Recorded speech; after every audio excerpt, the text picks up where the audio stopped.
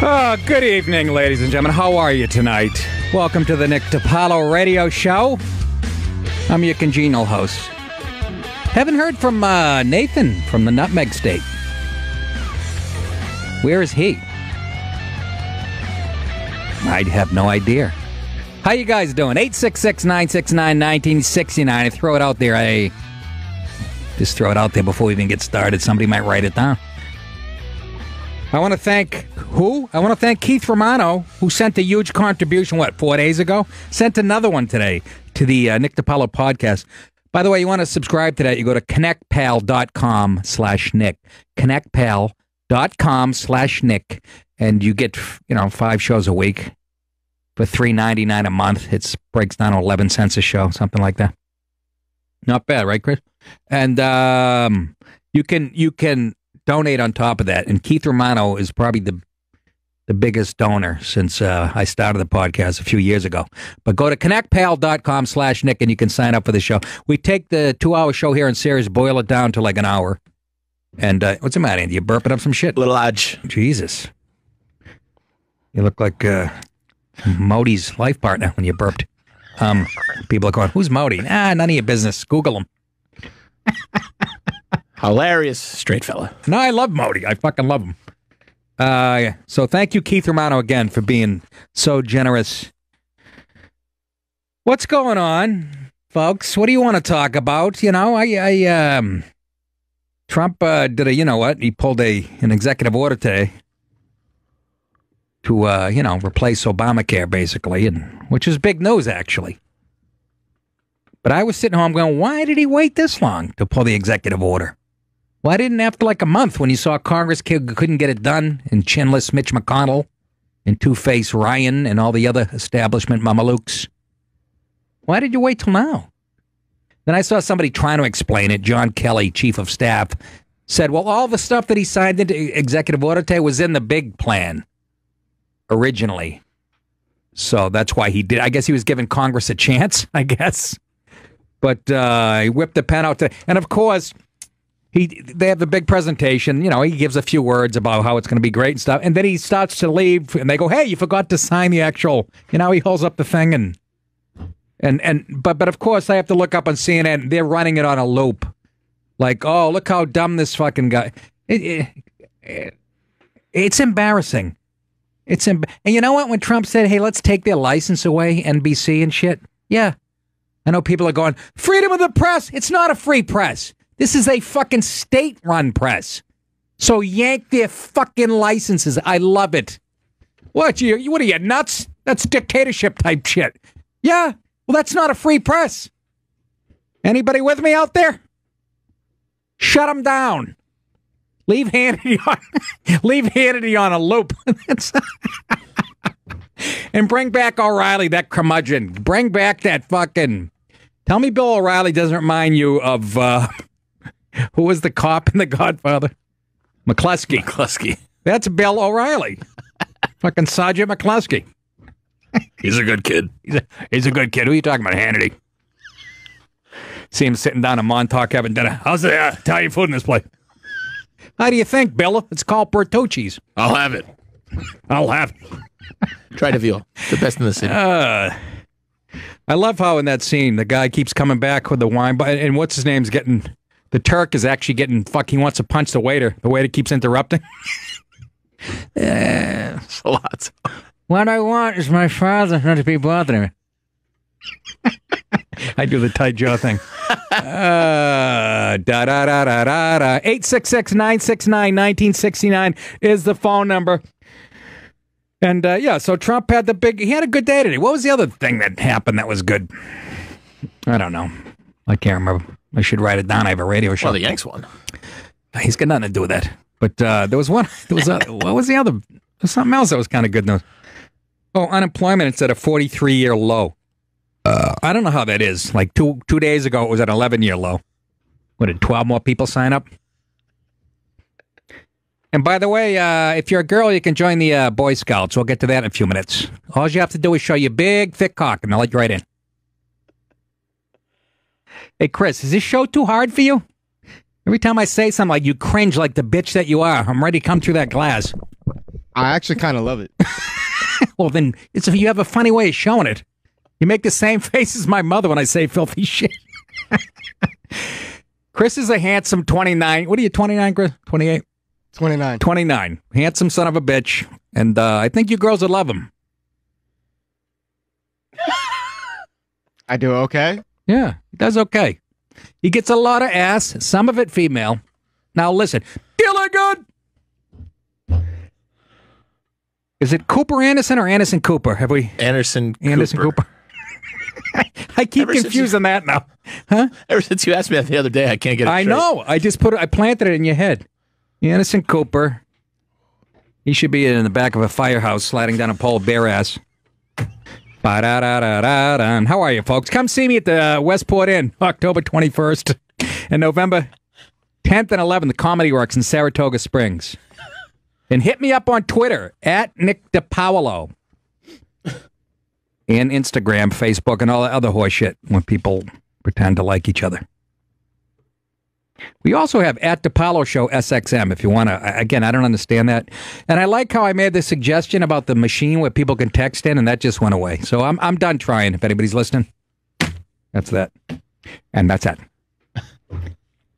And that's that. I fucking hate the way you make me fucking ride you. Now get the fuck out of here.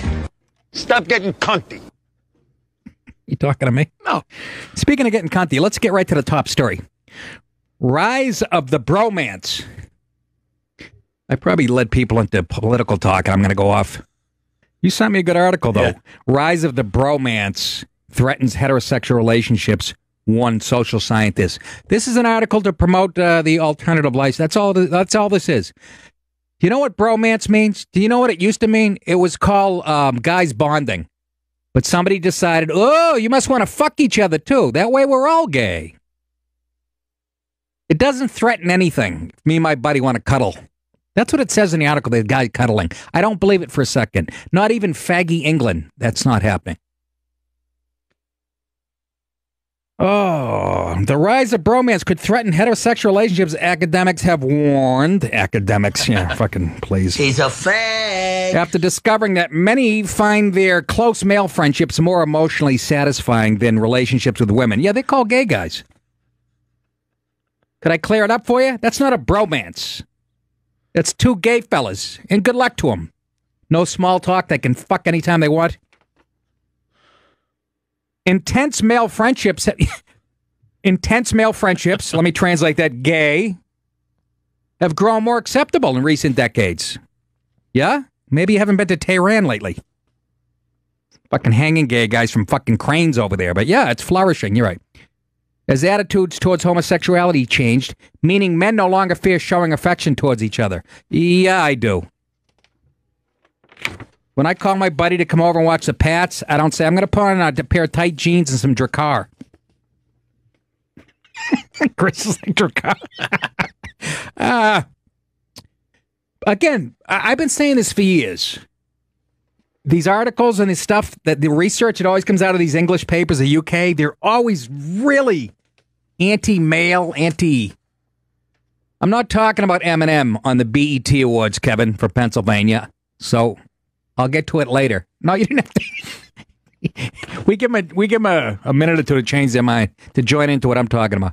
I'll get to it later, maybe. But can I read this article? I need you to pay attention. Yes, honey. Because I wonder about your sexuality sometimes, okay. Flowers. After surveying 30 undergraduates, they discovered that 28 would rather talk about emotional issues with their male friends rather than girlfriends. Well, that makes sense because usually those emotional issues involve problems with you and your girlfriend. Right. Right? So, of course, I'd rather go to my buddy and go, what the fuck? Do you really think I want to hear her point of view? See how they just slant? You can see right through this goo-gobbling fucking horseshit. The majority also said it was easier to resolve conflicts with men. Yeah, and admitted they kept secrets from partners which they shared with male friends. Dr. Stefan Robinson of the University of Winchester said the results were significant and worrying for women and warned there is emerging culture of sexism and disdain in the way millennial men view the opposite sex. So they're admitting that they like to cuddle and blow each other, and that's somehow sexist towards broads. You people in England are fucked up. You know what? You've lost your mind over there, the homeland. I'd rather hang out in those no-go zones, I think, than hang out with the fucking actual white people that are still in England producing this horse shit. This is just an article to promote homosexuality. That's all it is. It's not a bromance when me and my buddy get together, watch a game, and have some beers. We don't say two fucking words. I don't know what's going on outside of the University of Winchester. You guys are giving each other hand jobs every time Leeds scores. Fucking Manchester United. What is going on in England, you big girls? The results were significant and worrying for women and warned there is an emerging culture of sex. If there's any generation that shouldn't be accused of sexism, it will be the millennial guys. They've bought into your fucking pussy shit. And if there is any sexism from that, you think it has anything to do with the way men have been betrayed and demonized, whether it's accused falsely of rape on campus or you're doing everything to turn them away. These, and this is in quotes, these heterosexual millennial men cherish their close male friends so much that they may even provide a challenge to the orthodoxy of traditional heterosexual relationships, said Dr. Robinson, who has too much time on his hands. People, these guys that do this research, they really, you give somebody enough time and a computer and... Given that young men are now experiencing a delayed onset of adulthood and an extended period of adolescence, men may choose to cohabit as a functional relationship in the modern era. Fucking, I don't think so. I'm gay, I'm really gay, I'm super duper gay. I'm gayer than a rainbow, I'm gayer than I'll say. How can you be gayer than a rainbow, Andy? It's impossible. You could put on a pair of assless leather chaps tonight. Go to the toolbox on Christopher Street, and you'd still be less gay than a rainbow. Anybody with me? Your thoughts. Because heterosexual sex is now achievable without the need for romantic commitment, the bromance could increasingly become recognized as a general... I want to get to the part... Look, here's a picture. In the article, folks, is a picture of two guys... Oh, it must be from a movie, right? It's Robert Downey Jr. and Zach Galifianakis in Due Date. But the picture, he's combing his hair. So it probably does go on. I could be all fucking wrong here. All the men involved in the study had romantic friends who they lived with and had known for at least 18 months. Of the 30 men interviewed, 29 said that they had experienced cuddling with a same-sex friend. This is absolute bullshit. This hasn't even happened in England. I swear to God, they're making the shit up. And many said they often slept in the same bed. It does happen in gay relationships. There's no straight guys fucking cuddling, ever. Even gay guys don't like to cuddle. They're like, get your dick off my tailbone. I'm trying to sleep. Cocaine. One named Aaron. I love this article. One named Aaron. Okay, you could have called him Pete or Dave. Told researchers, we hug when we meet and we sleep in the same bed when we have sleepovers. Oh, they're having sleepovers now. What is this? Jerry Sandusky's wet dream? Everyone knows it, and nobody's bothered by it. Yeah, there's a lot of people bothered by it. Start here. It's never happened. Another man surveyed called Martin said, it's like having a girlfriend, but then not a girlfriend. Gobble, gobble, goo. Gobble, gobble, goo. Gobble, gobble, goo. Gobble, gobble, goo. He's a fag. Girl, wanna fucking smash his fucking face in. This is hilarious. And this passes as research. This passes as research. Please call me if you're a straight male and you've ever cuddled with your buddy so I can bitch slap you through the phone. Am I wrong here? Have you ever heard of, I remember being with Louis C.K. in a bar 20-something years ago, and we had just done a set at the Cellar, went to some bar around the corner, and we were sitting there, and we asked to put on the Bruins Canadians or something, and the waitress said something like, oh, what are you guys, Bond, male, what is this, male Bond? And Louis looks at her and goes, fuck you. He goes, that's what creates sexism and misogyny. I remember like it was yesterday. It was beautiful. And then I got her in a headlock and Louis stomped her. But that's what she said. Well, and real sarcastic. Ooh, mama meek, mama lark. All right, that's my opening shot. Should we try the new system? No. Sure. Yeah? I'd like to hear from some people who buy this research. Again, a guy named Aaron in England said when he meets his fucking buddy, they hug and they have sleepovers, and nobody has a problem with it. Except for his parents, who hung themselves last night in a basement somewhere in fucking West London. What? Listen to this. I can't make this up. One participant named Harvey. Couldn't you write this article and just make this shit up? One participant named Harvey said, well, for example, Tim knows... Harvey. Listen to this. Tim knows I love listening to Taylor Swift and Beyonce. But I keep that quiet because she would judge me. So he doesn't tell his girlfriend that. I feel like I have to be more manly around her. Yeah, and she'd be right to judge you. Why don't you just do a nice cum burp and blow it in her face? I like Beyonce and fucking Taylor Swift. There are, however, significant and worrying results here for women. These men perceived women to be the primary regulators of their behavior, yes, and this caused disdain for them as a whole in some instances. Much in the same way that women are portrayed in contemporary cinema as objects for male gratification, several of the participants spoke of women they knew in a generally negative way. It's just, whoever wrote this, it's role reversal. So guys feel like they're being objectified women now? Is that what you're telling me? You really deserve to live in your parents' basement till you die. I am having none of this. And this is what people talk about when they say they're shoving it down our throat. These type of fake research. Dr. Stefan Robinson, you should be ashamed of yourself. I'm sure you're sitting home right now in a pair of red leather shorts. Andy just flicked his eyebrows. Let's go to Robert in Illinois, line 1. Robert, welcome to the show. What's shaking, man? Are you cuddling? Hey, let me get a word in, No. goddammit. I'll fucking kick you off this line right now. Are you cuddling with your boyfriend? No, I'm not cuddling with my boyfriend. He's at the house. That's this whole story, man, is absolutely. I have slept in the bed with one of my best friends, but we did the head to feet.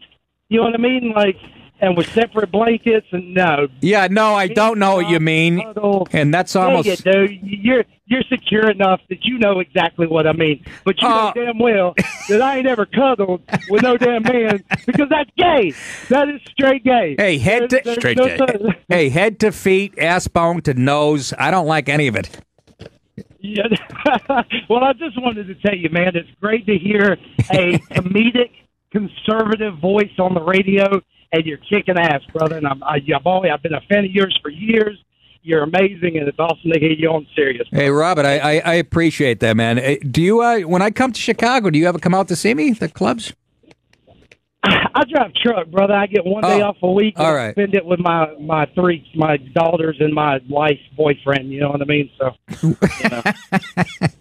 You cuddle in the cab with all three of them. All right, Robert. Well, you know what? I appreciate it. I mean, we have a lot of truckers on here that, keep listening, spread the word.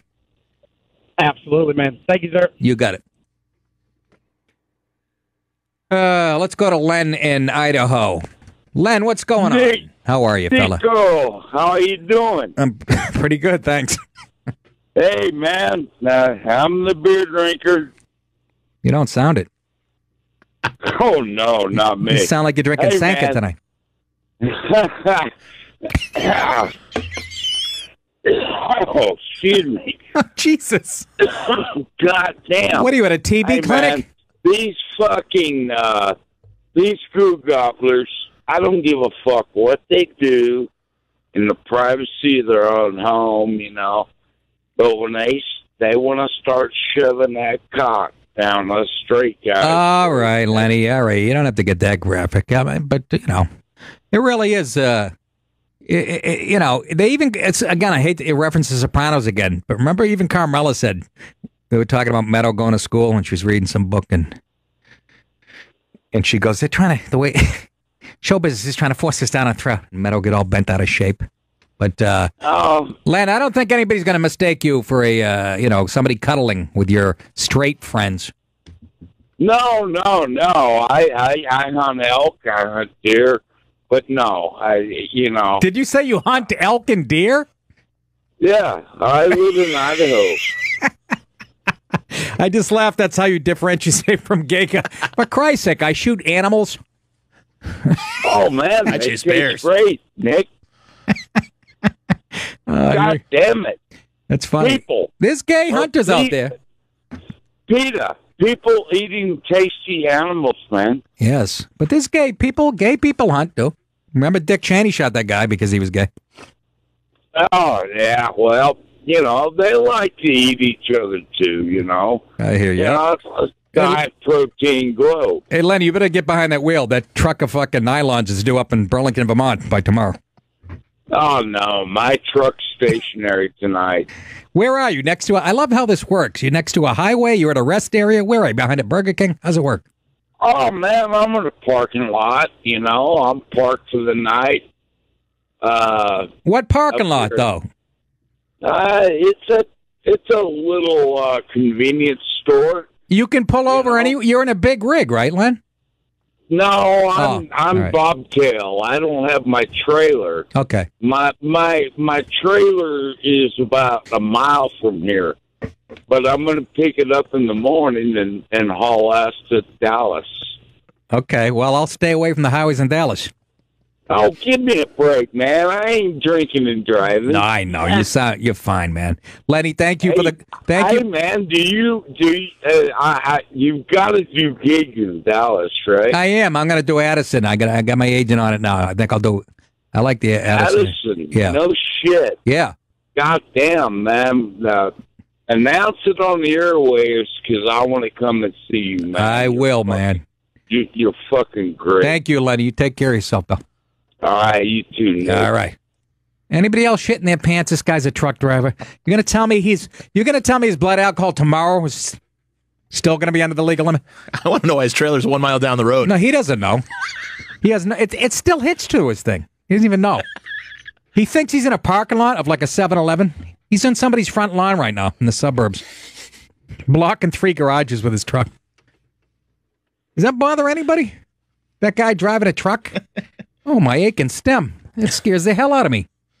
Hey, Carlos in New Mexico. Welcome to the show, Carlos. Oh, great to be here. What's going on? You heard me read this article, this study they did, and they're taking, guys, it used to be called you and I would bond together, and now they're saying it's a bromance. And have you really ever, it's got the word romance in it. Have you ever had romantic feelings for a straight friend of yours? Seriously, I won't hold it against you. No, I haven't not. No. I like how serious guys are. Go ahead. I do know. I have some buddies from Midland, Texas. Right? Yes. This one guy, his name was Paul, and we knew he was gay, right? Yeah. And he was a crazy motherfucker, dude. Yeah. Like he was always up in some fucking like trouble, like fighting people, cutting people. He's crazy. He's a crazy punk rock fucking Mexican gay dude. And nobody fucked with him because they knew that he would fucking fight you. If you gave him any trouble, you were looking for trouble. Yeah, because my buddy Mike. Yep. Good. Right. Yep. My buddy Mike. We did not know he was gay for a very long time. Right. Until they started being roommates. And we all kind of moved out of the old neighborhood. Moved to our respective places where we live now with our wives and shit and our fucking like adult lives and jobs and families. And then they fucking come out like, hey, we're gay, but they didn't do it just that. It wasn't that simple. They came out in the newspaper because these guys would get drunk and beat the shit out of each other. Right? They're crazy. Right? And they were like real dudes. You know what I mean? Yeah. Like if this motherfucker wanted to fight you, you're like, oh shit, do I need to fight this guy or should I just leave? Yeah. Okay. So in the newspaper, this guy comes out, Midland, Texas, the fucking birthplace or former hometown of George W. Bush, whatever, Yes. Fucking this dude got in a domestic dispute with his boyfriend, Paul, my buddy Mike. Paul was my buddy too, but, we knew he was gay. Yeah. And then next thing we know, in the paper, Mike is going to jail for assaulting a police officer because they were trying to arrest Paul. And they quoted him in the paper saying, "Get your hands off my old man." And he fucking jumped over the couch and tried to attack the policeman. And the police beat the fuck out of him, obviously, and took him to jail. And he was in jail for like 6 months for beating up the cop. Well, that's like rewarding him. But yeah, it's like a reward for him. Jail, 6 months. Perhaps. That's what we all speculated on. I think so. I think he wanted to go there and he enjoyed himself. All right, Carlos, good story. Yeah. Appreciate it, man. Yeah. Got a lot more calls. Good. All right. What, are you getting moody because I kicked you off the fucking air after 8 minutes? Jesus Christ. When you call the show, keep it pithy, huh? The fuck, is everybody a game show host? I lost the story of that love triangle about 8 minutes in. I don't know if Paul was fucking Carlos and Mike and Kevin came out in his robe. He had a little Asian boy with him. He was throwing firecrackers. Sister Christian was playing. Oh. My point of this story, folks, and it had nothing to do, again, because we all have gay friends and shit, but this research, I'm not buying any of it. I'm not buying any of it. Guys cuddle, heterosexual guys cuddle with their friends. Even in England, as gay as it is, I'm not fucking buying it. I'm calling fake news. These people should be reprimanded. All right, let's take a break, ladies and gentlemen. And the phone's lit up. Why? Well, you know why? Because this is all we talk about in this country, even though it makes up a total of, 8% of the population. 866-969-1969. We'll take a few more calls on this right after this. Teams ever. The best. Boogie Nights. Underrated, ladies and gentlemen. Underrated. Love it.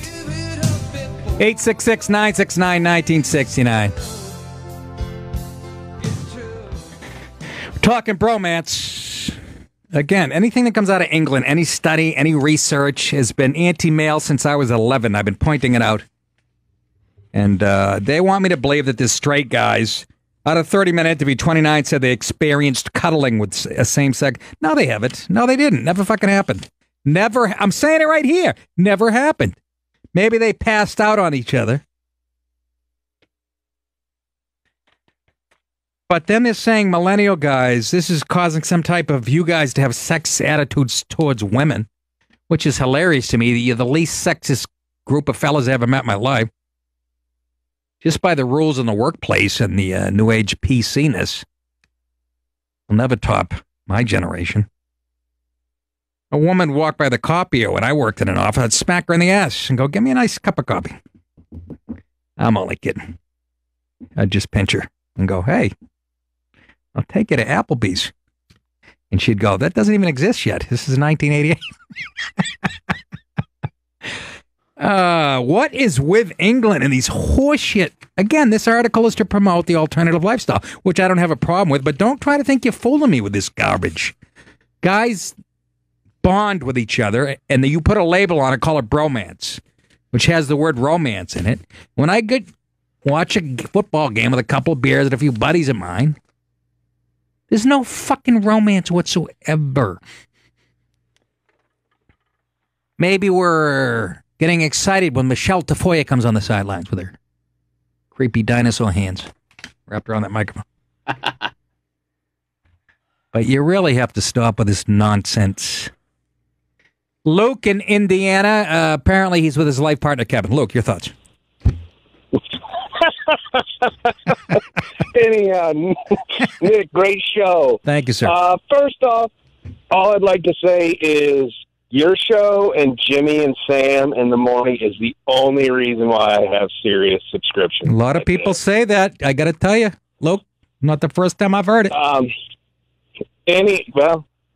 if it makes sense. Aside from that, my only quick point, the only time I've ever seen an acceptable moment of two men in a bed was from the movie Planes, Trains, and Automobiles with Steve Martin and John Candy. And even then, I got a little spooked. No, that's right. It's actually good. No, it's great. I know. No, but I'll give you another example. I think I might have jumped the gun. You're right. The Three Stooges. Three guys cuddling. Oh, yeah. Oh, and it's incestuous.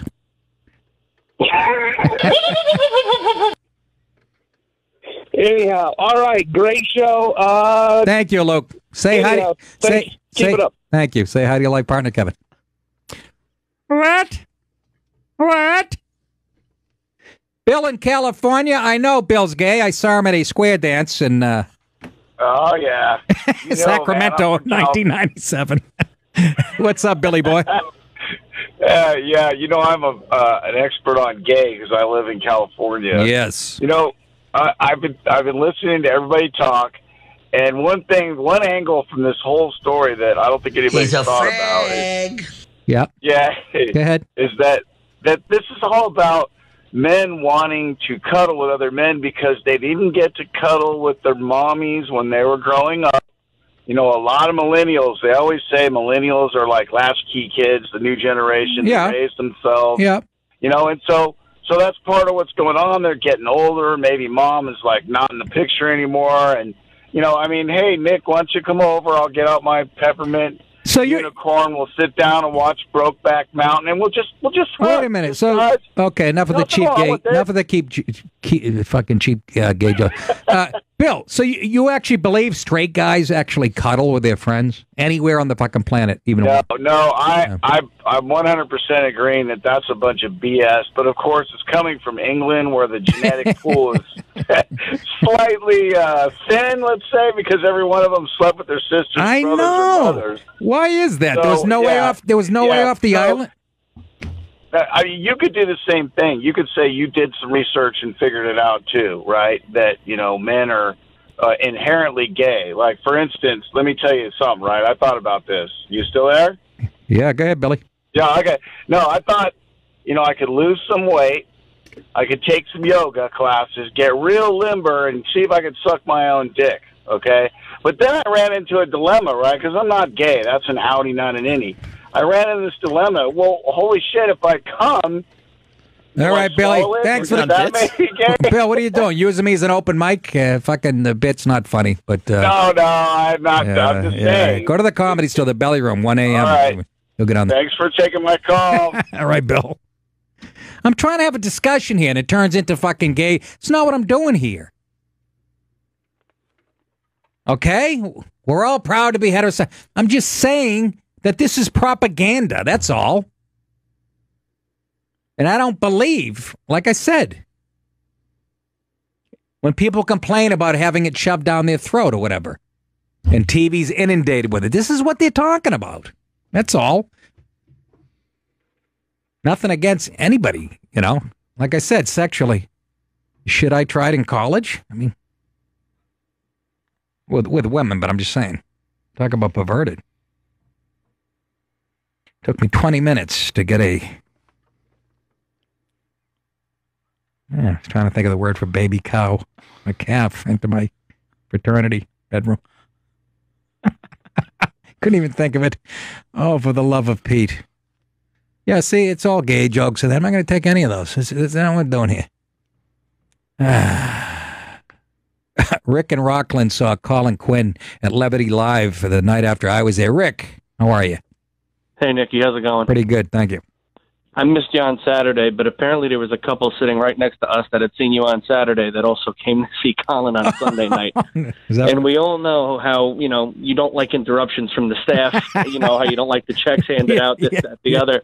Yeah. So somebody, and this is like in the beginning of the set, they come over with like one of those souvenir beer glasses, and Colin's like, what is this, fucking gift bag night? And then he looked to the couple that was there the night before, he said, and you people saw Nick last night. Can you just imagine? And he did about 2 minutes on you, berating the fucking staff, calling them all millennials and it's your time's fault and everything. He told me that you guys are, and being big fans of the both of you, I thought that was hilarious actually for my wife and I to see it in the flesh. Yeah, Quinn's been known to go into an impression of me many times, and he told me about it actually on Monday.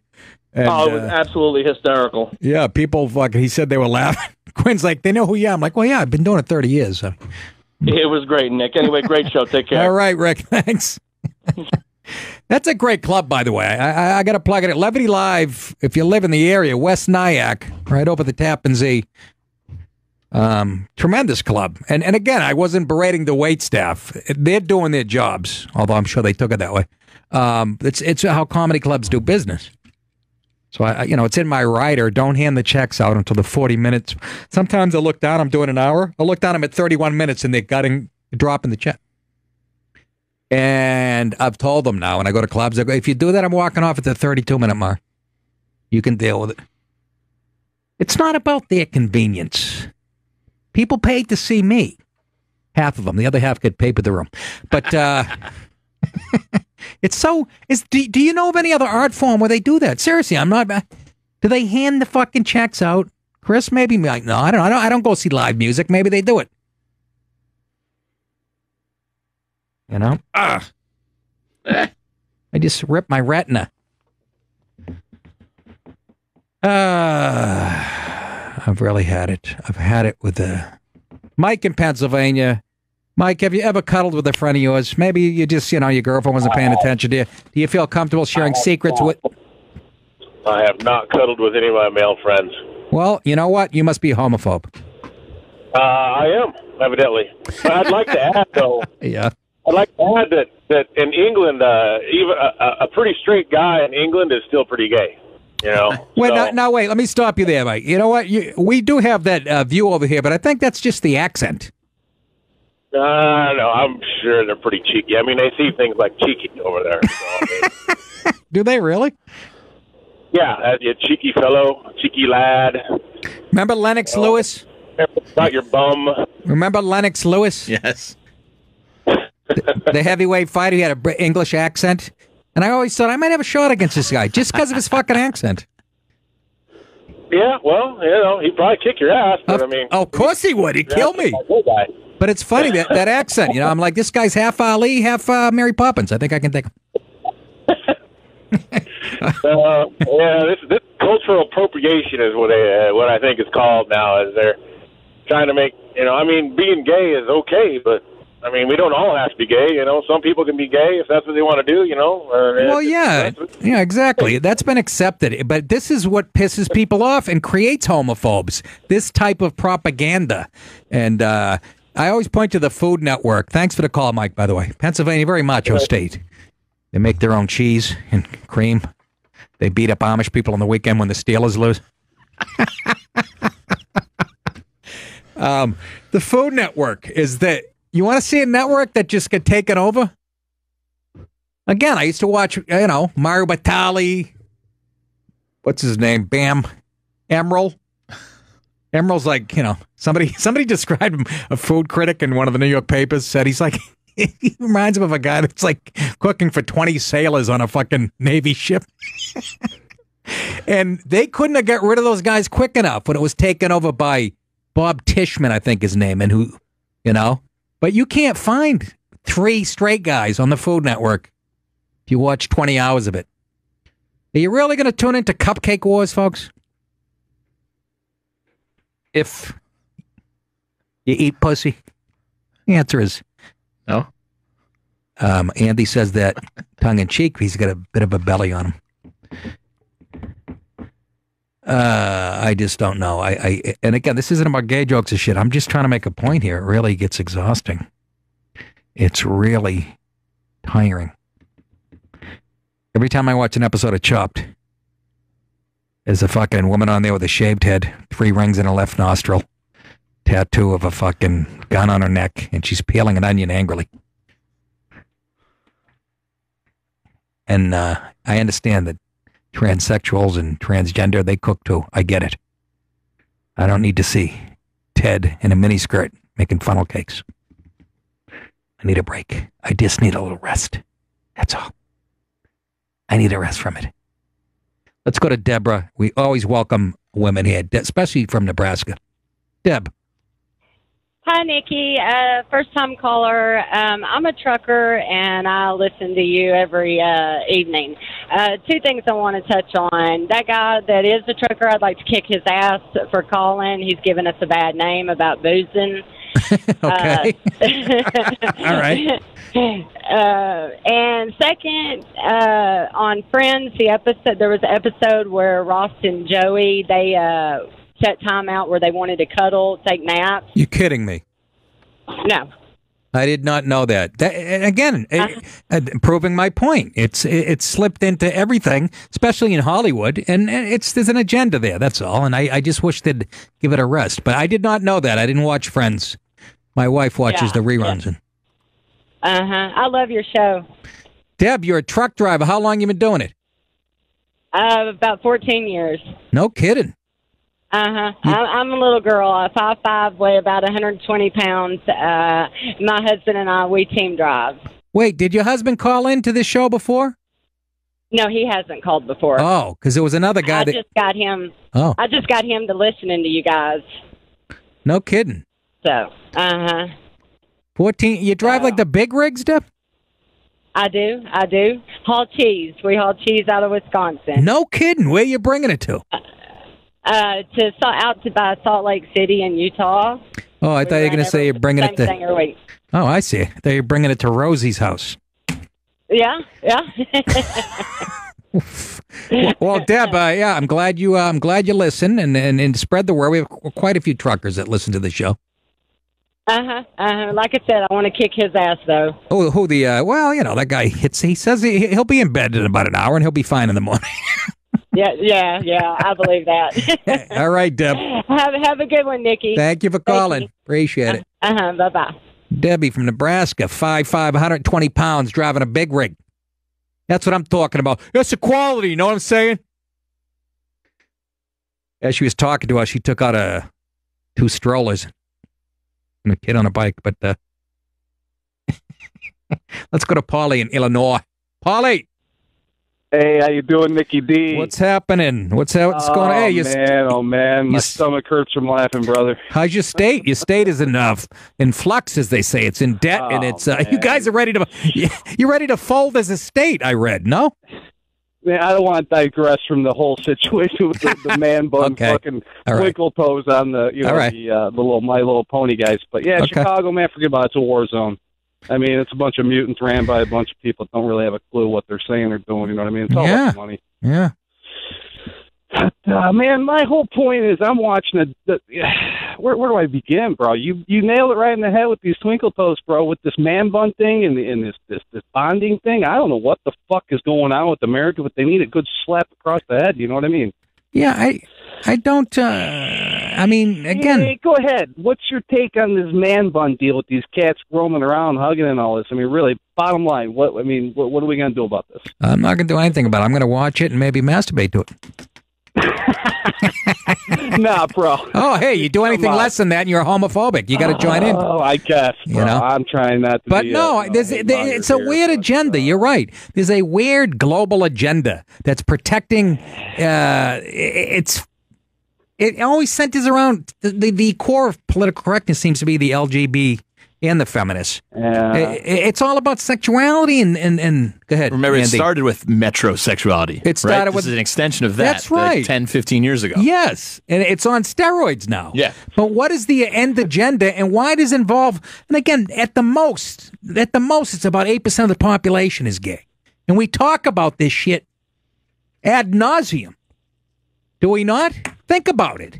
Thank you. I mean, understood. What is actually the end result out here in satellite land? Everyone listening to this speed. We're not trying to be rude, but I mean, a lot of good people put their lives, underground, spill blood. I mean, currently they're putting everything out there to protect our freedoms, and you see what I mean? I drive a truck as well, but I'm off. I'm not drinking. Quit drinking 10 years ago. Forget about it. I was on a different path. Okay. But that cat that's wasted in Idaho, I don't know where. That got me really rolling. But, bro, you should be on like 8 hours a day, man. I mean, what's the deal? I mean, I'm going to jump around here because I've laughed real hard for the last hour flipping around the dial or whatever. Well, but, 8 hours a day, I'd have to up my Coke intake. I'm already. Yeah, you'd have to. But it's digressing and jumping around point to point. But, man, you're refreshing this whole show every time I've heard it here or there. Thank you, Paulie. I appreciate it. The online deal and listen to all the shows. Probably watch a bunch of the YouTube. But hopefully something happens to turn, like I said, this man bun Jenny Jones version stuff of it. I I don't even know what to say, bro. All right. Where it's all No, going. you made your point, Going and down the drain. I appreciate it. No, we'll straighten it up. Nikki D. Thanks, Nikki Paulie. D. Check it out. Keep it up, man. All right. Keep up the good work. Outstanding, brother. All right. Thank you. Take care. Thank you. Thank you. Thank you. 866-969-1969. And the other thing I'd like to ask anybody out there, even you millennial fellas, how the hell, like I said, you're the least sexist, misogynist guys I know, to me. And there's somehow, in this article, that's not enough that you guys are sharing secrets with each other and cuddling. Somehow, again, it reflects badly on women. Unfucking believable. John in New Hampshire, daughter just came out of the closet, and they're enjoying the show, and that's what we like. John, what's going on? Hey, how you doing, Nick? I listen to you every night on my way home from work. John, where do you live in New Hampshire? I live in Manchester. Ah, my parents lived there a couple of years before I was born. Okay. Yeah, so my daughter came out, and, she's not butch or anything like that, but my wife and I kind of suspected a little bit, and we just, it is what it is. Yeah. We love her, and, she's a talented athlete, A student. She just likes something else. But recently at school, she's a very, very funny person, too. Yeah. And recently at school, there was another kid who's a friend of hers who's from another country, and she was talking to the teacher, and he interrupted, and she goes, "Hey, no interrupting when I'm talking. That's how you get deported." Your daughter said that? Yeah. So, of course, we got a phone call from the school. And all you're that. kidding me. And, yeah. So she finally says, she goes, so they talked to her, and she goes, "Listen, you can't be gay and racist at the same time. It's an oxymoron." Oh. And, of course, we heard about that, too. So we just said, Jill, just don't bother with it, Sometimes you got to let things lie. Eat a little shit pie. But so. Eat a little shit pie. Now we're getting into your gay son. But listen, yeah, that's unbelievable. The teacher said you can't be gay and and that's how they. No. My daughter said that to the teacher. You can't be gay and racist. Yeah. She was just trying to make light of the situation. Oh, okay. Yeah, but she realizes that's not true, right? You can be very gay and very racist. Oh, yeah, she has some of the best jokes I've ever heard. But that's the thing. So what's funny is, listen, we're half Catholic, we're half Jewish. Yeah. This is getting more interesting. We're just I guess the new American family. Yeah. Which is fine, which is absolutely fine.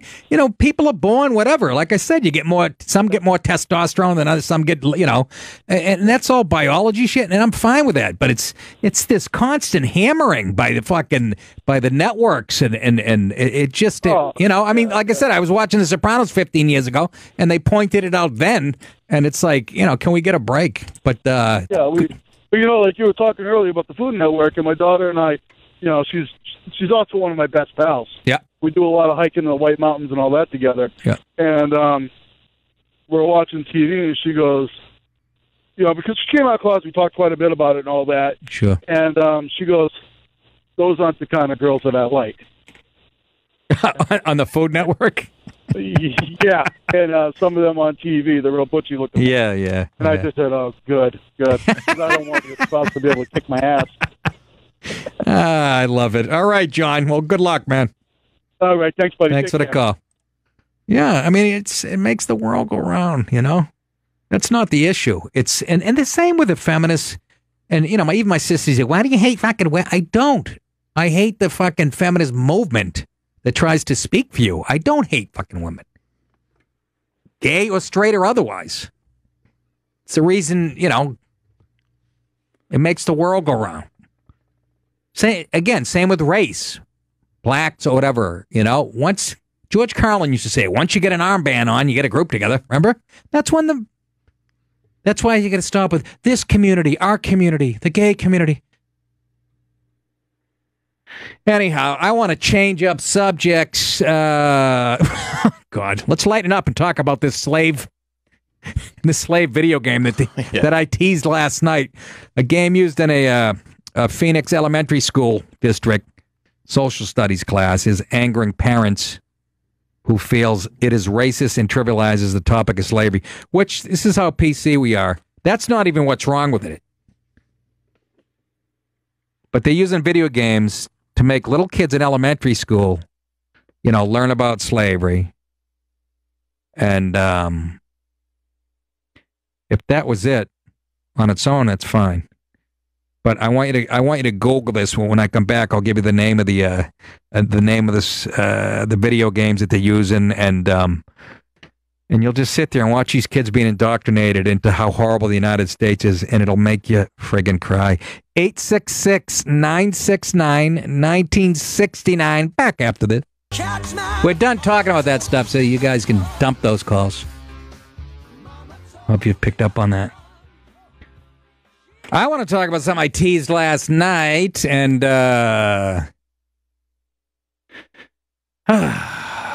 game used in a Phoenix elementary school district's social studies class, angering parents who feel its race trivializes the topic of slavery. Just Google Mission US, Flight to Freedom. It's a video game. And it really angers me. I'll be so glad when the sun goes down. When the sun goes down. My dad used to make me listen to that when I was picking tomatoes. What an ass. What an ass! Phoenix parents like Brooks, however, along with teachers and tech specialists from elsewhere who have criticized the game in recent years, feel the Flight to Freedom simulation downplays hundreds of years of suffering. You're missing the point. These are elementary kids. Do you ever teach them fucking science, math, and English? You wonder why by the time they're 15 they hate this country and all they know is slavery. Where's the video game of Thomas Jefferson or fucking George Washington or Sam?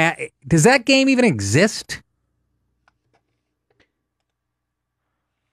It's fucking unbelievable. You want to get depressed? Google that and put it on and watch the teacher. The whole time she's talking, I'm thinking useful idiot. Well, it's important the kids know the history of slavery, and then they, listen to her. Mission US Flight to Freedom focuses on resistance to slavery in the years preceding the Civil War. The main character is a 14-year-old girl named Lucy who is enslaved on a plantation in Kentucky when the game began.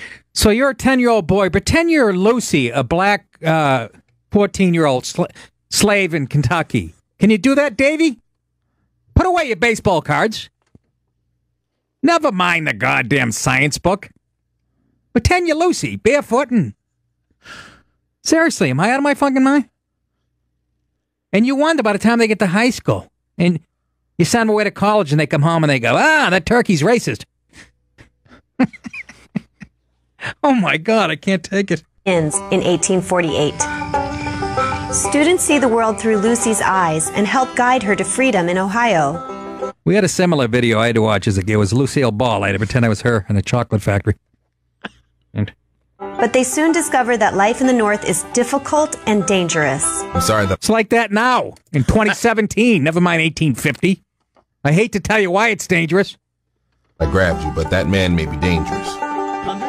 In 1850, the Fugitive Slave Act brings disaster, and Lucy is captured and re-enslaved. Sold! Elementary school. But the parents, of course, they're upset for the wrong reason. It doesn't make sense for an educator with a clear understanding of what's going on in society to think that anything like this would be appropriate for a bunch of elementary schools, as Brooks said. I don't think they're mature enough to be using this program. My wife and I are really concerned about the violence. And again, I think that's sort of missing the point. How can you take a 10-year-old little white girl or boy, or even black boy or girl, and go, pretend you're Lucy in 1850? Seriously. That's indoctrination. That's all it is. How do you say that, Tony? Indoctrination. You finally read a book. It's bullshit. Lucy. I just think it's a horrible idea to move slavery into the realm of gaming. This is Neil Lester, Arizona State University professor and expert in African-American literature. He says, I think it's a horrible idea to move slavery into the realm of gaming. He said, why does it have to be fun? Slavery wasn't fun. Nobody's saying it was fun, and you're missing. And this is Neil Lester. He's a professor at ASU. That's his take on it. Nobody's saying it's fun. I guess that is my point. It's let the kids have some fun. Teach them a math video that's fun. I mean, we're getting crushed by the Chinese, the Japanese. What are we, 88th as far as industrial nations when it comes to reading and writing and math? You know why? Because they're learning this shit. They want you to be all loaded with hate by the time you get to Dartmouth, and you can square off with your professor. Lester argued there's no need to pretend when slave narratives, original slave travel logs, and other documents have been modified and edited for age-appropriate groups. It feels like the people who are orchestrating this are really not thinking outside the box. That's his other. It's not original enough to thinking, and may themselves be intimidated by the subject of slavery. This is how you know it's J.J. Johnson, vice chairman of Black Lives Matter. Remember that fake organization founded on a fake hands up, don't shoot? Let's get his opinion on it. J.J. Johnson. He said the video is dynamite. No. J.J. Vice Chairman Black Phoenix found out about the Flight to Freedom simulation from parents last week. He met with the district officials Tuesday to urge its removal. He also had concerns about access to... Listen to this. Here's another video. Also had concerns about access to a separate mission. They call it a mission. It's a video game. A Cheyenne Odyssey, that's the name of it, where students take on the role of a Native American boy fighting to save his tribe. Do you guys see a pattern here? How about taking on the role of a 10-year-old boy or girl trying to learn fucking math? That would be thinking out of the box, wouldn't it? The dangerous thing about this stuff is there's no one to help these kids process their really complex messages, Johnson said.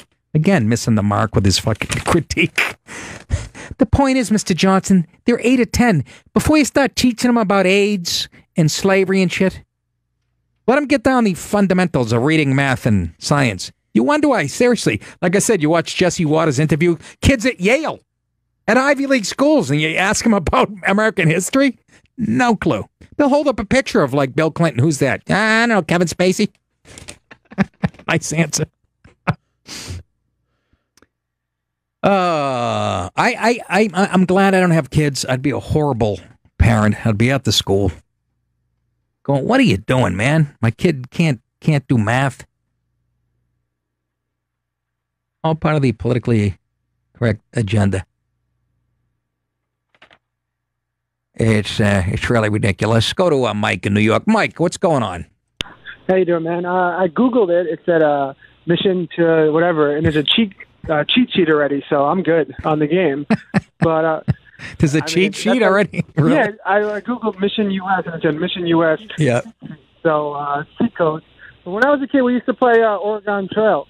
That was the video game we played. So what was it called? Play game Oregon Trail. You would Oregon Trail. I'm sure Andy remembers that. I do remember it. Yes. It was just about like crossing the U.S. and you would get like dysentery and your oxen would die in the water. So we were always playing these types of games. Okay, but no, you weren't being indoctrinated. You weren't being, taught to hate the country. No, I know. I can't even follow this. This is too much for me to even comprehend. It seems a little ridiculous. I mean, I want to say something. There's really nothing to say. It's just no. No, you're right, though. And they give you choices. Lucy gets caught. What does she do? Does she play it safe? No, she runs a corner route and hopes somebody hits her on the...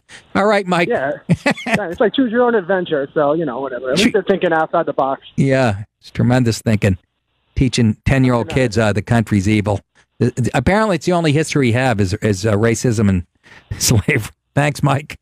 Andy, what are you laughing at? It's funny. A slave name is Lucy. Yeah, it's another thing. Makes me think of a single cigarette. That's what I want. A Lucy? Yeah, Lucy. Oh, a little pun there. Coming from the... Chris didn't even like it. He just made an ugly face. Well... A Lucy. Oh, God, that stunk. You ought to leave the room for a few minutes. You might as well be egg salad on my upper lip. That was P.U. Lucy. So you played something called the Oregon Trail? Yeah, it was a very basic teaching game. This is early, mid-'80s. Okay, but it wasn't teaching you that this country is just founded on slavery and... How did the Oregon Trail game work? He said you got dysentery? Yeah, you could die. Was there a Roy Rogers on the trail back in 1850? I ate a cheeseburger in Missouri and ended up taking a crap in Nebraska. That's it. They talking in us. Oh, my God. We didn't have any of that shit. Yeah, this was maybe one of the first teaching computer games. I'll tell you what we had. 5th grade. My teacher was Mrs. Luoma. Her son died. He was a Green Beret. Died in Vietnam. So she was huge on Memorial Day. Huge. Like my sisters had her. We would have to rehearse for a month, the Memorial Day play. And in the play, there's 3 Green Berets, right? And I was one of them, chosen to be one of the Green Berets. Did I ever tell this on the air? I think you've told me. Yeah. And she only had 2 actual Green Berets. Actual Green Berets. Right. And one of us had to wear a Girl Scout hat, like inside. And guess who got to wear that? My 2 buddies are taking. Mark Bavaro. Yeah, my two buddies are, recreating the Tet Offensive. I'm back this. I'm back there selling vanilla mint. Give me a Thin Mints. What is it? Thin Mints. I got a box of Thin Mints. I got a box of Samoans. They're laying out a bunch of North Viet Cong. I'm back there. Who wants a Thin Mint? I was humiliated, which I shouldn't have been. I should have been proud that she picked me. But I'm saying, I'm glad. I guess I'm glad I was in school before these video games that teach you. I'm just saying, there's so much. What a great history this country has. Seems to be we focus only on one part of it. But you got a little kid, elementary school kids, pretend you're Lucy. Then you wonder why they grow up sexually confused. It's a dangerous situation. Bobby in Ohio. Bobby, what's going on? Hey, how you doing? What up, Bobby? I was just calling about the whole thing about the slavery video game. Yeah. Yeah. So are you for it or against it? I can't tell. First you were against it, now you're for it. I don't know. The fuck you talking about? How did I say I was for it? Well, I don't know. You said it was a good teaching tool at the end there. No, I didn't. I never said that. Yeah, kind of. No, I didn't. You kind of did. I think. No, I didn't. No, I didn't. Well, I thought you did. Maybe I misunderstood you. I think you did. I think it's, I'm not against using video games to teach kids, but every time we talk about history and teaching today, we focus on slavery. And they got like 10 little 10-year-old kids, go pretend you're a 14-year-old black girl who's a slave in Kentucky in 1850. I mean, when do they, I'm serious, when do they learn science and math and English and things like that, Bob? Well, I hope they still learn science and English and math because that's, science is one of the most important things you can learn. Yes. If you want to get jobs back in this country, if people aren't taking science, engineering, and mathematics, then we won't have any jobs, will we? You're exactly right. Look at the statistics. I mean, in math and science and reading, we're like 18th out of 22 countries. So my point is, and that's evidence that these kids are being inundated with this type of politically correct horseshit. And you can learn about slavery, but you don't have to, every day and focus on it. But don't you think that slavery and the Civil War has been hijacked by the conservative movement, where all of a sudden it was Democrats against Republicans, and when I grew up, it was the North versus the South, and now the Union versus the Confederacy, right? The Americans versus the traders. Don't you think that now the Civil War is all of a sudden a completely different thing in the lexiconic of America? But you're saying conservatives hijacked it? How do you figure that? Well, I think so because all of a sudden it became like it's not the North. When I grew up, it was the North versus the South. Right. It was the Union versus the Confederacy. Right. It was the blue versus the gray. Right. And now all of a sudden it's become like, hey, don't forget, down south, those Democrats are the ones that had the slaves, and they're like beating you over the head with it.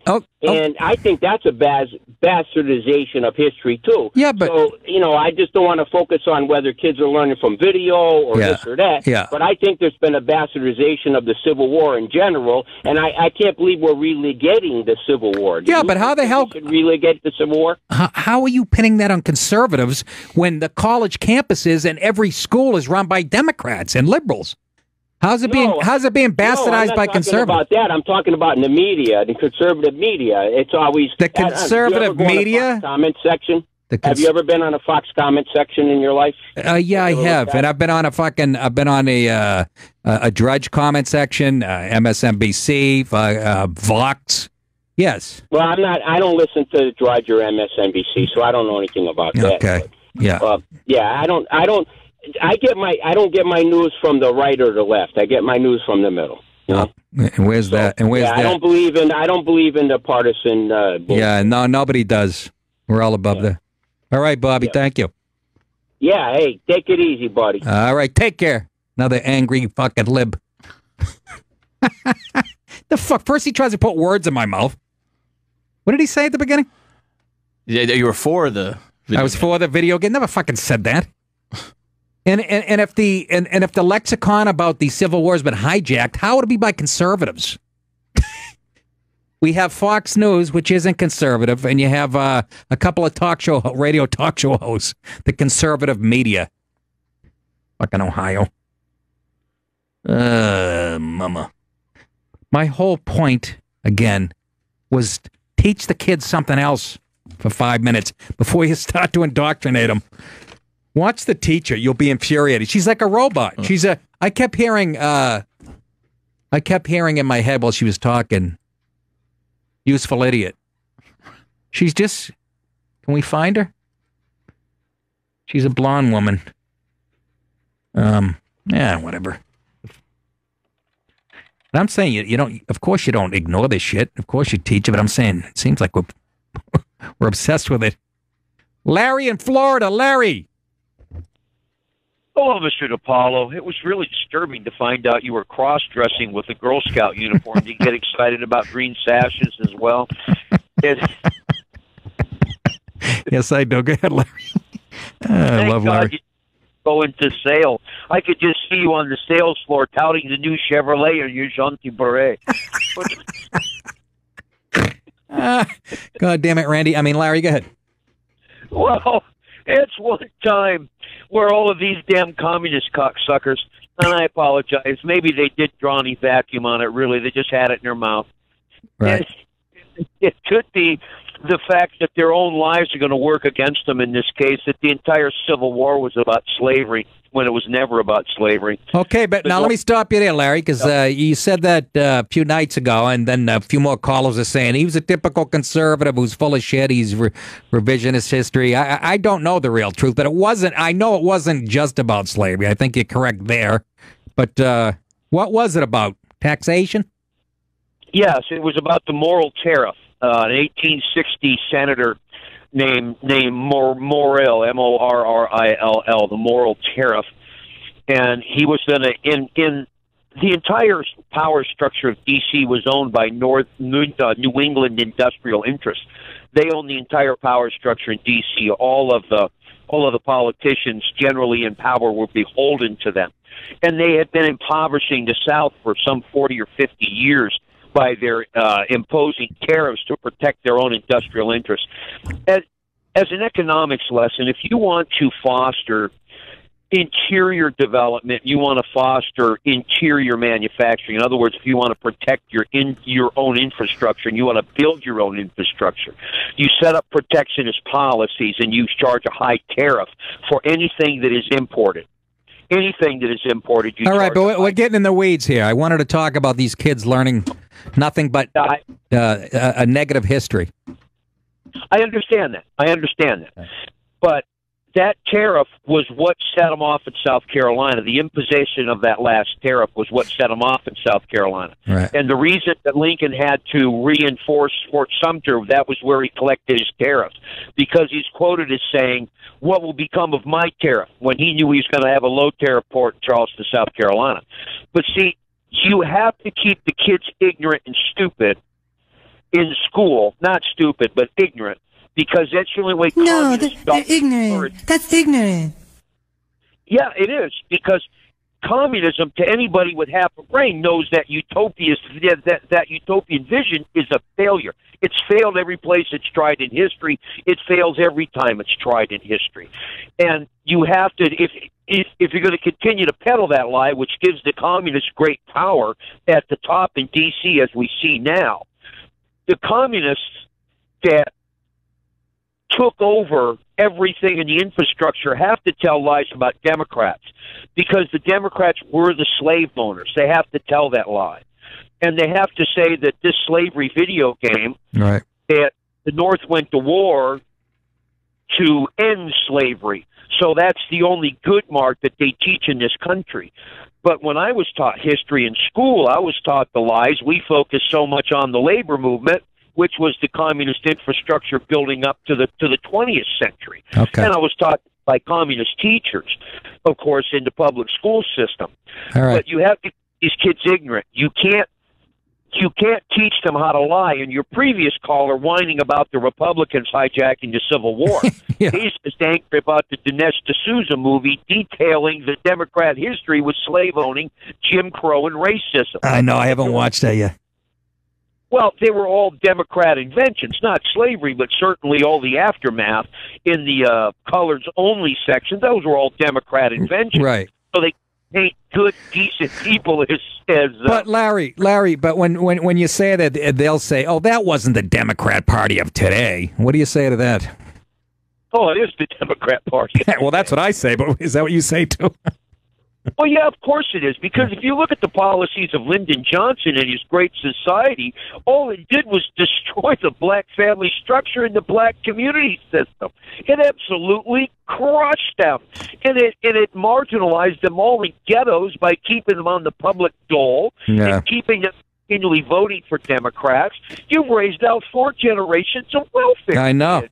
What was the guy, Larry? What was the senator? Was it Daniel Patrick Moynihan that did that thesis on this? Remember, he wrote a whole thing about the disintegration of the black family, and he caught hell for it. Back in the 60s, we were talking about this, and it's still a problem. Well, Moynihan, he was one of the ones that was so pro-welfare. That's why he was so upset at Newt Gingrich, because he said that Newt, it's not just reforming welfare. He took away the entitlement, which they knew could kill welfare. He was beside himself. Well, there was 2 of them there because he was beside himself. All right. I'm up against a break, Larry. I hate to cut you off, but...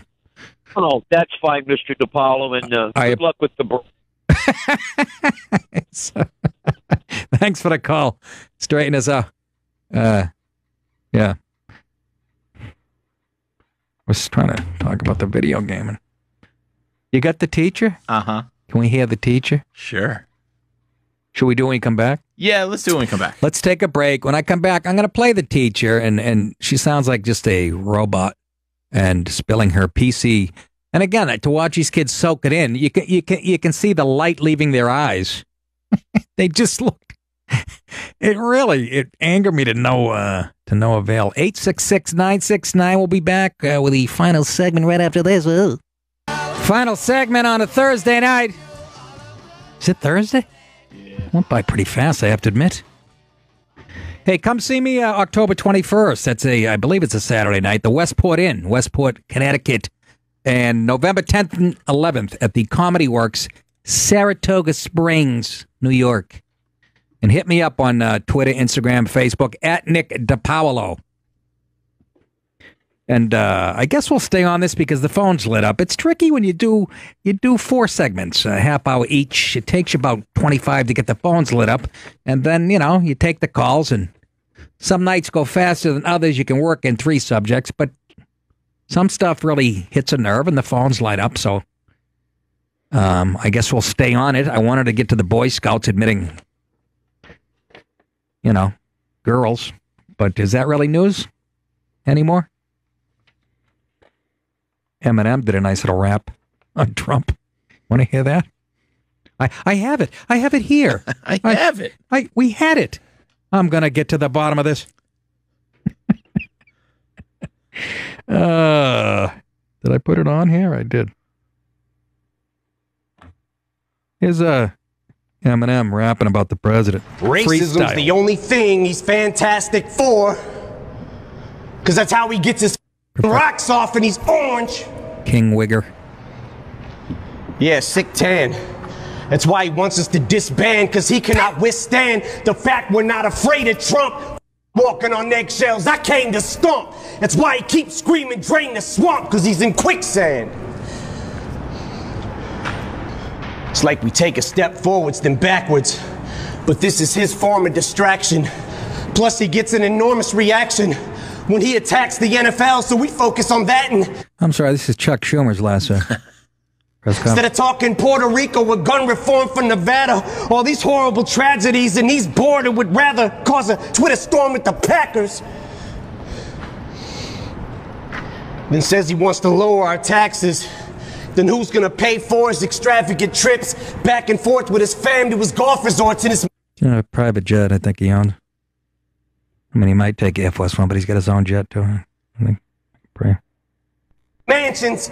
Same shit that he tormented Hillary for and he slandered, then does it more. From his endorsement of Bannon, support for the Klansmen, tiki torches in hand. Bannon, Klansman, that rhymes, even though there's no reality there. But let's put those together. And I like Eminem. Lose Yourself's one of my favorite songs. I wish he'd lose himself. You don't like him? I never got with him. No? I think he's handsome, too. I'd like to grab his little ass. I do find it ironic, though. You find what ironic? I've heard a bit of his misogynistic lyrics, but no. But now Trump's a pussy grabbing. Exactly. Yeah, I know. That's what I'm saying. That's why I'm playing it. And for the soldier that's black and comes home from Iraq and is still told to go back to Africa, fork and a dagger in this racist 94-year-old grandpa who keeps ignoring Trump 94 now? Our past historical deplorable factors. Now if you're a black athlete, you're a spoiled little brat for trying to use your Exactly. platform or your stature to try to give those a voice who don't have one. Don't have one? What the fuck do we talk about in this country around the clock but black problems and slavery and inequality? We're not aware. We don't spend enough time on it. Are you shitting me? Give people a voice? Are you shitting me? It's all we talk about. Are you shitting me?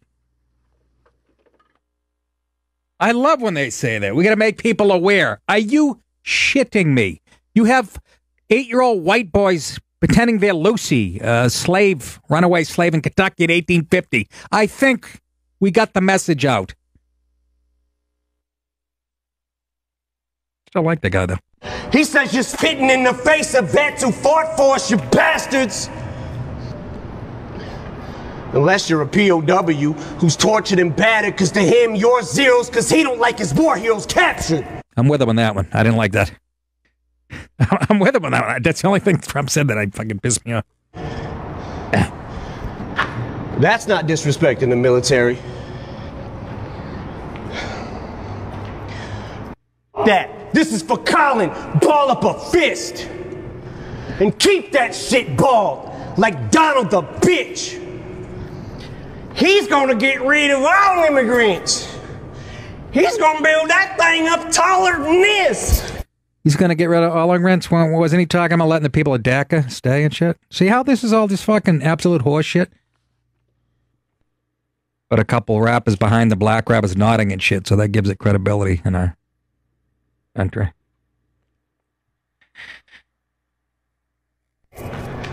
Well, if he does build it, I hope it's rock solid with bricks. Cause like him in politics, I'm using all of his tricks.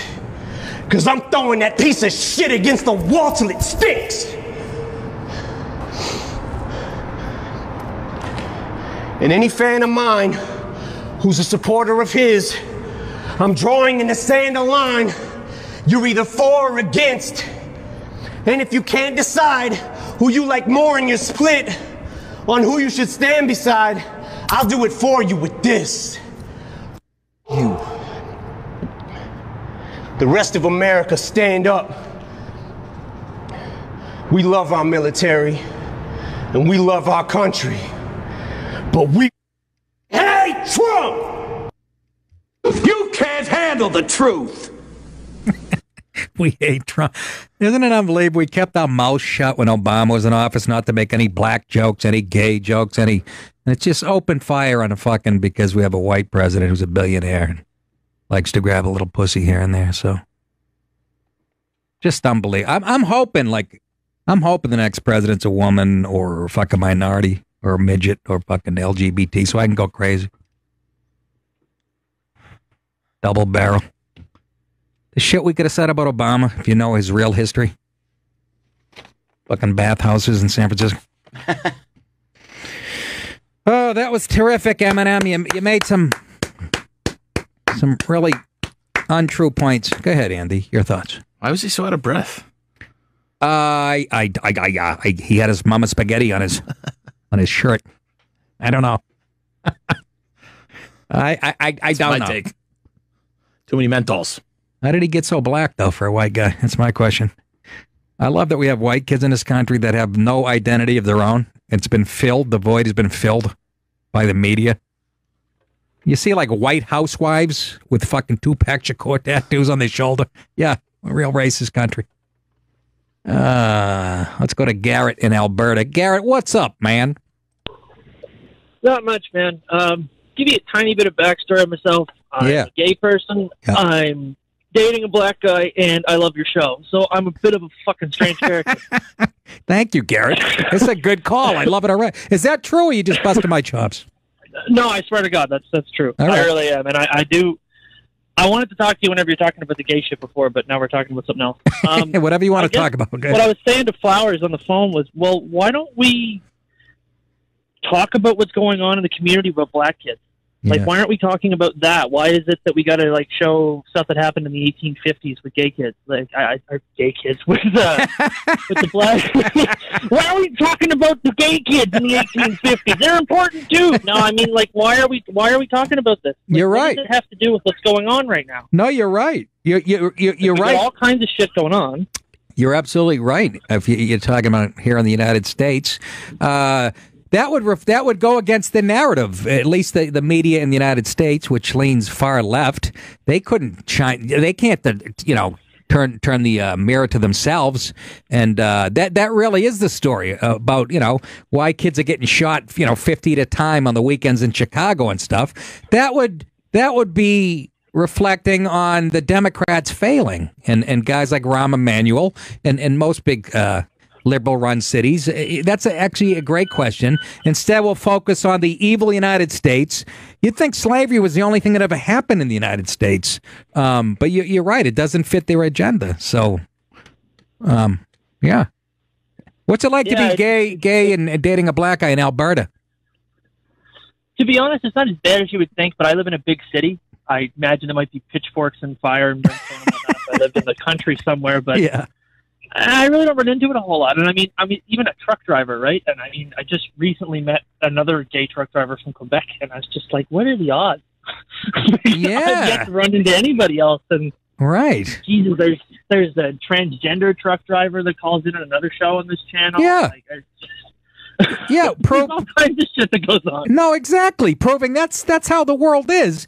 And we got to stop with this, oh my God, that's homophobic, and everybody's, the culture wars are over here. Like the left won that, and we're fine with it or whatever. But this fake outrage every time somebody uses the word fag or fucking, a comedian says, especially in Canada. Yeah, it's so confusing to me because I guess I'm not your atypical gay person, but I am well aware of the difference between the terminology for someone is being a fag or that's gay, not meaning you're like offending everybody I know. Like I get it. That's not the same fucking thing. It's not. I use those terms to describe things, and I am gay. Yeah, yeah. People love to it's fake outrage, as we say.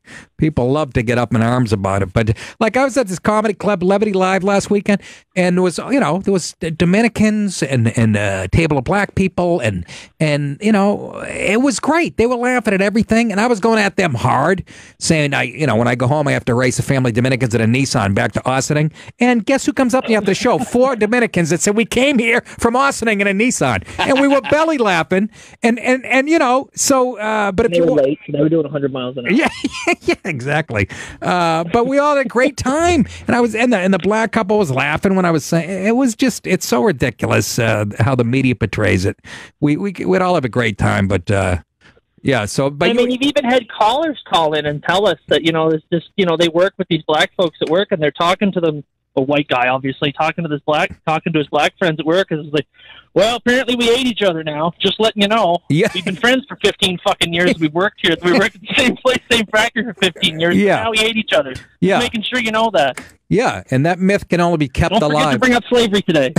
Exactly, Gary. Hey, great call, man. I appreciate it. Call back. All right, bye. You got it.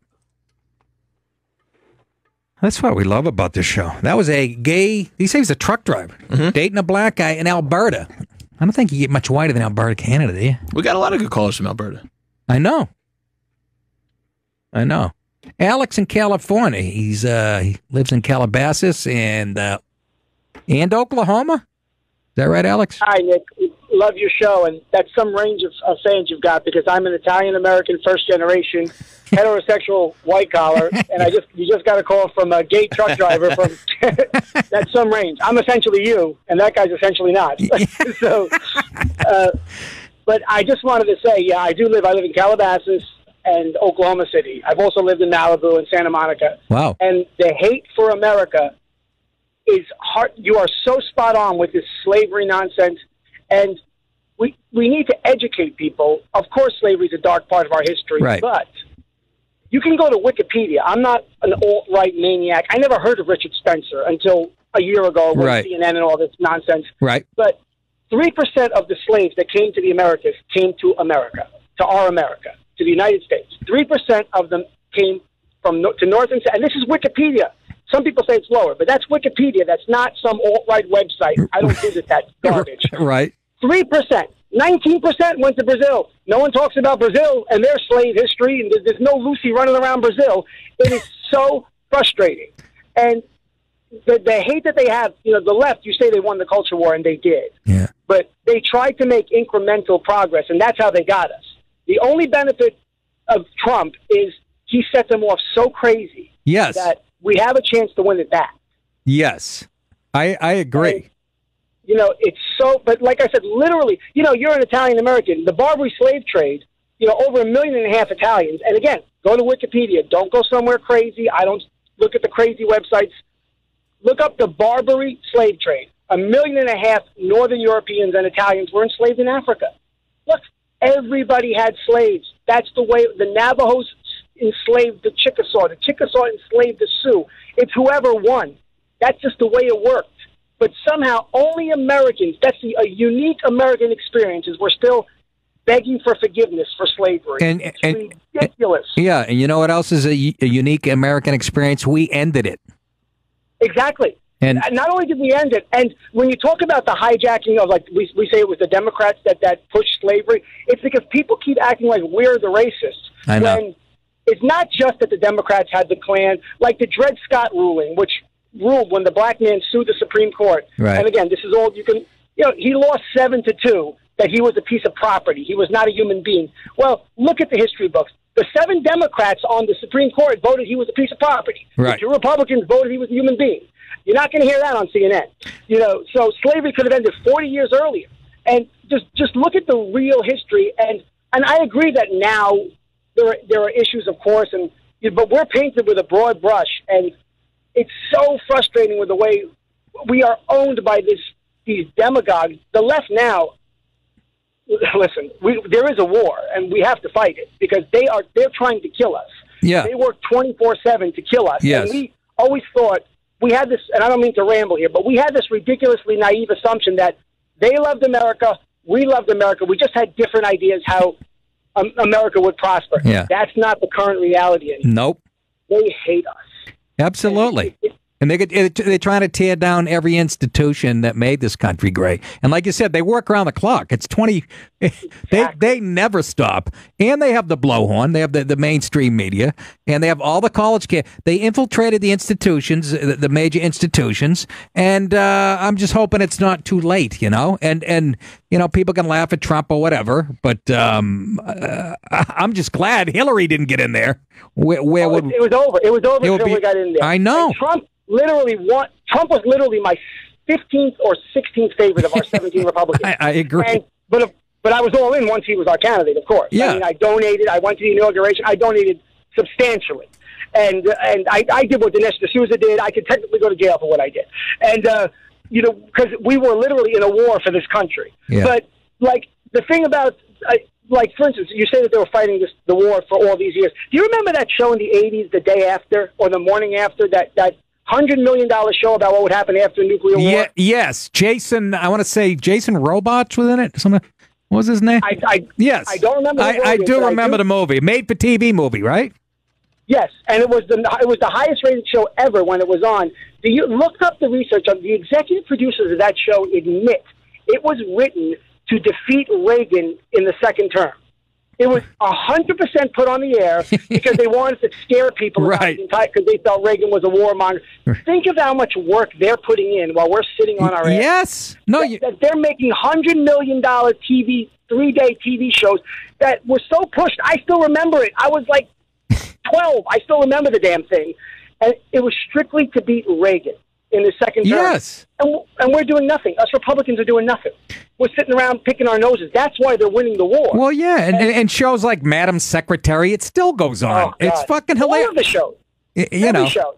And innocuous shows, sitcoms, commercials. Again, I read a book called "Slouching Towards Gomorrah" by Judge Bork wrote it, and that's the one that really opened my eyes, explaining all this and how they. What, Judge Robert Bork? I'm sorry. Yeah, Robert Bork, Judge Robert Bork, exactly. "Slouching Towards Gomorrah." That's the one that woke me up to all. Yeah, you'll eat it up, dude. It's very. For the record, your Moynihan, you were spot on Moynihan. Well, he was the one that made that speech. The only thing is he was like a city councilman or like a director at the time that he made that speech in the Senate in the 60s. Yes. Spot on. I remember. I've read the speech many times, but he was not Moynihan yet. He was not an icon yet. And he did get his ass smacked down, like you said, and he never brought it up again. And it is spot on. He did not have the clout that he has. Was it Daniel Patrick Moynihan? Yes. It was exactly who you're speaking of. Okay. It was Senator Daniel Patrick Moynihan, who was a super powerful New York Democrat, as you know, but he was not a super powerful Democrat. He wasn't even in the Senate yet.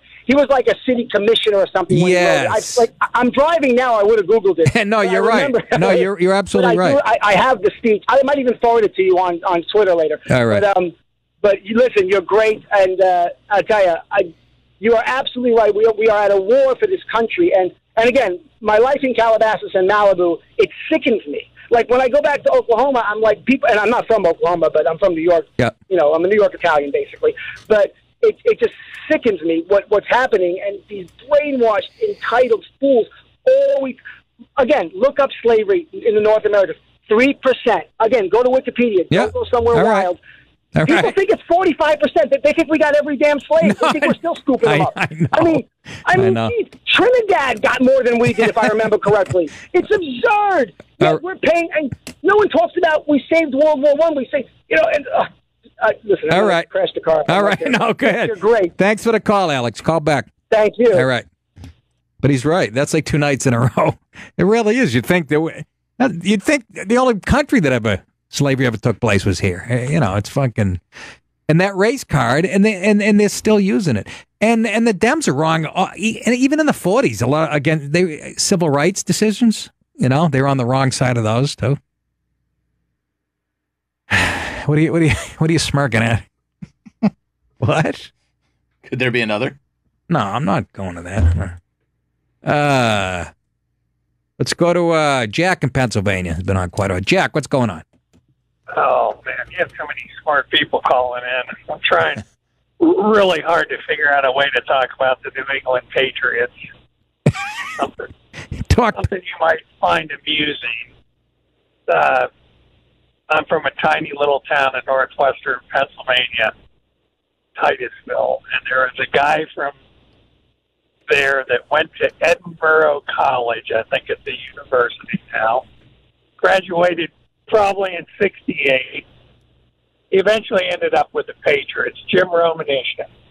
Yeah. It's in the record book, or in the book of record. He didn't set any records other than the only kid to go pro from Edinburgh University.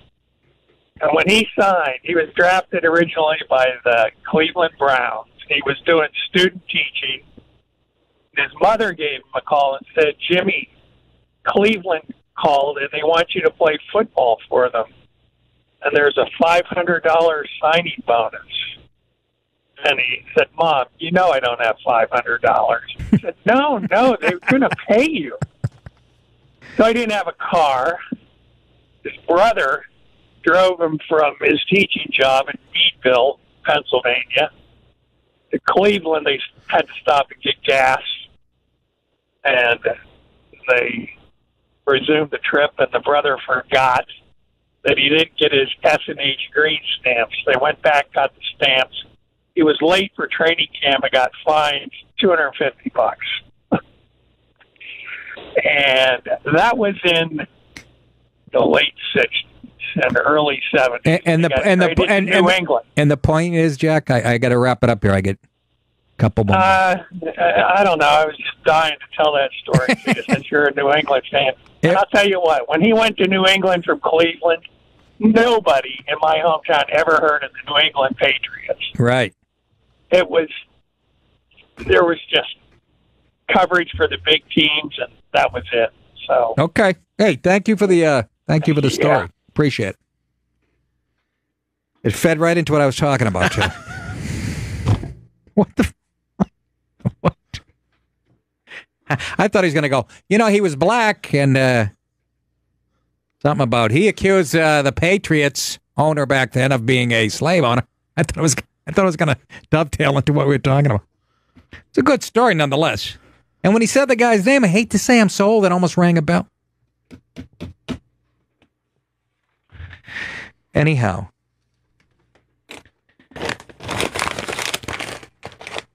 I just laugh like Eminem being all edgy, rapping against Trump. I don't know, kids. I really don't. We only got a couple minutes left here. Who's left? I took a lot of calls. I didn't get to I've been teasing this story forever. Oh, by the way, James Vanderbeek said he was groped by a male executive. So you ladies, don't think you're the only ones. There's some grab asses going on. This poor guy was grabbed by a... What a sewer Hollywood is, huh? What a sewer. Should we take one more? Again, sure. I got about a minute and a half left in the show. Bob in Illinois on line one, real quick. Bobby boy. Hey, buddy, what's up? What's up?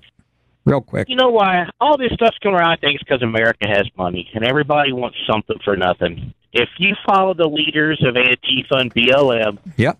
See where they lived and what they were driving, right. See where they live and what they're driving today. Yeah. Everybody wants to shake down this country, and yes. Trump ain't going to put up with it, and they all hate his guts. Yes, that is a big part of it.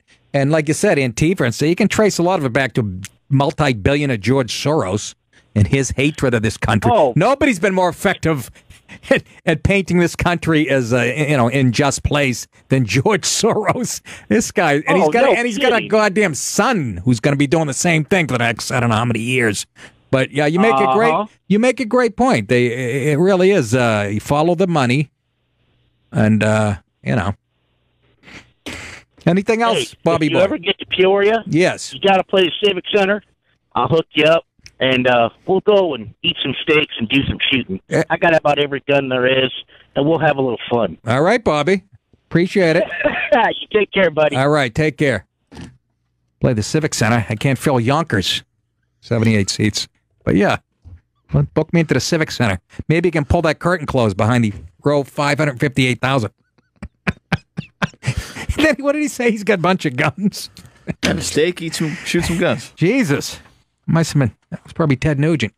We got to get the Nugent here, goddammit. Yes. He made me deaf in my left ear when I was 15 years old, and I know he loves it.